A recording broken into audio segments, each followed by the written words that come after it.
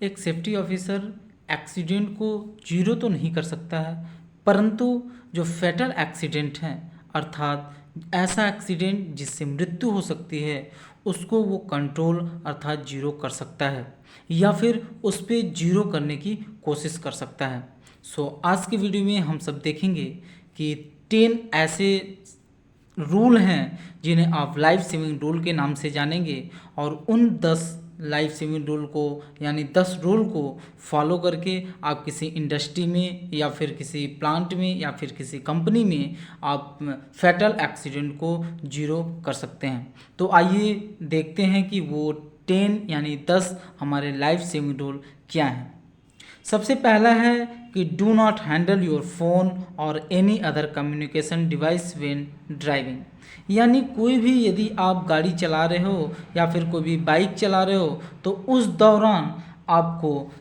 गाड़ी चलाते समय मोबाइल फ़ोन का इस्तेमाल नहीं करना है। ये मेरा पहला नियम है, क्योंकि ऐसा होता है कि जब भी आप गाड़ी ड्राइव करते हैं, जब भी आप कोई भी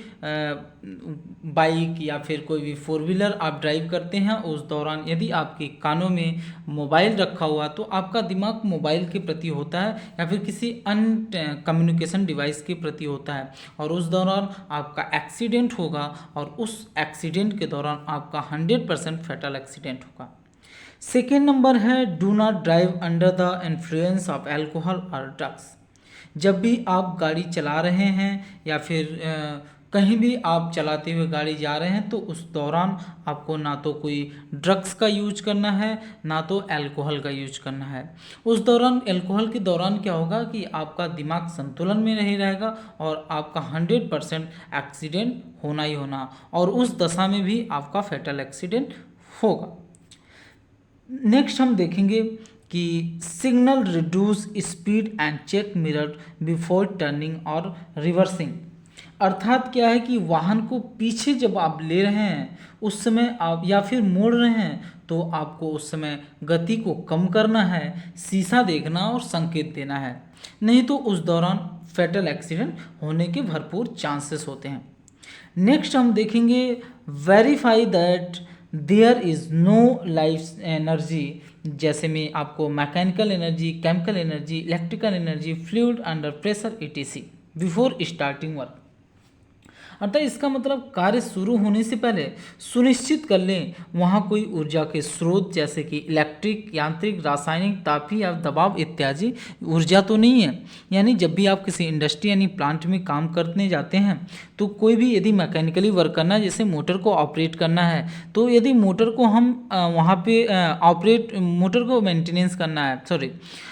मोटर को मेंटेनेंस कर रहे हैं, मोटर को मेंटेनेंस के दौरान यदि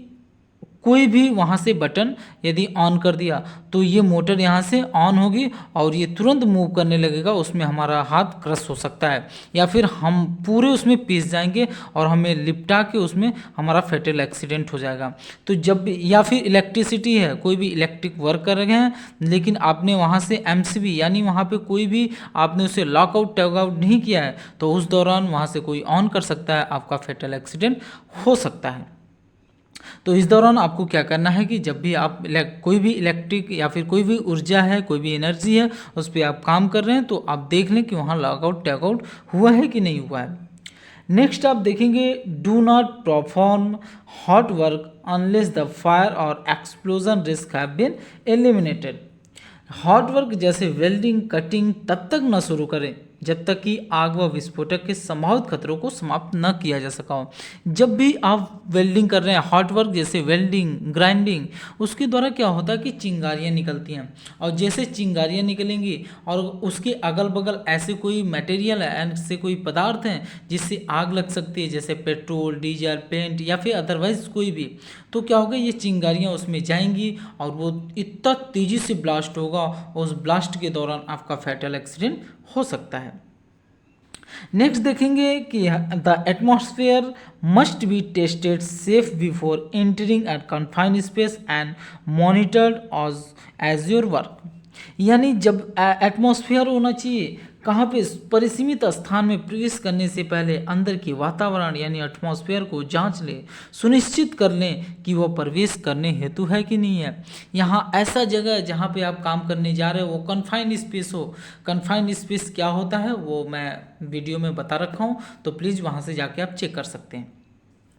तो ऐसी जगह पे आप काम करने गए हुए हों जहाँ पर वहाँ का जो एटमॉस्फेयर है अच्छा नहीं है, ठीक नहीं है, ऑक्सीजन नहीं है, तमाम प्रकार के आपको टॉक्सिक गैसेस हैं, तो वहाँ जाने से पहले एक बार देख लें, सुनिश्चित कर लें कि वहाँ हमारे रहने के योग्य है कि नहीं है। अर्थात वहाँ पे यदि उसके दौरान चले जाते हैं बिना टेस्ट किए तो उस टॉक्सिक गैसेस की वजह से उस जो भी वहाँ पे ऑक्सीजन की कमी की वजह से आपका मृत्यु यानी फेटल एक्सीडेंट हो सकता है। नेक्स्ट देख रहे हैं कि only enter a trench if the appropriate wall support are in place, यानी कि गहरी खुदाई अर्थात ट्रेंच में प्रवेश तभी करें जबकि उसकी दीवारों के गिरने से बचने के लिए समुचित उपाय किया जा सका है। यानी ट्रेंच के अंदर आप घुसे हुए हैं और वहाँ पर कुछ खुदाई का काम कर रहे हैं, जैसे कोई भी सिविल वर्क होता है, कोई भी जैसे कोई प्रोजेक्ट चल रहा है, खुदाई हो रही है, ट्रेंच में आप घुसे पड़े हो और वो वहाँ तब तक ना घुसें तब तक आप देखें कि बगल वाला जो दीवार है जिसके नीचे मैं घुसा हुआ हूँ वो कोलैप्स करके गिर ना जाए। अगर वो गिरने के कोई उपाय नहीं किया गया है तो वहाँ पे आपको नहीं उतरना है काम करने के लिए। नहीं तो क्या होगा कि आप वहाँ पे काम कर रहे हो, बगल से साइड से दोनों दीवारें कोलैप्स हो गई और उसके नीचे आप दब जाएंगे और 100% फैटल एक्सीडेंट होने के पूरे चांसेस होते हैं। Next, clip on your harness when working at height. जब भी आप ऊंचाई पर कार्य कर रहे हो तो सुरक्षा पेटी अर्थात सेफ्टी बेल्ट का यूज़ कर लें। अर्थात आप जब भी ऊंचे कहीं मकान पे या फिर कहीं कुछ भी काम कर रहे हो तो उस दौरान क्या होना चाहिए कि आपको सेफ्टी बेल्ट यानी फुल बॉडी हार्नेस का यूज़ 100% करना है और उसको एंकर भी करना है, यानी उसको कहीं फंसा के रखना भी है। उस दौरान क्या होता है यदि आप वहाँ ऊपर से गिरें, आपके पास सेफ्टी बेल्ट नहीं है तो उतनी ऊंचे से गिरने पर क्या होगा, आपका हाथ पैर ही नहीं टूटेगा बल्कि आपका फैटल एक्सीडेंट यानी मृत्यु वाला दुर्घटनाएं भी हो सकती हैं, आपकी मृत्यु भी जान सकती है।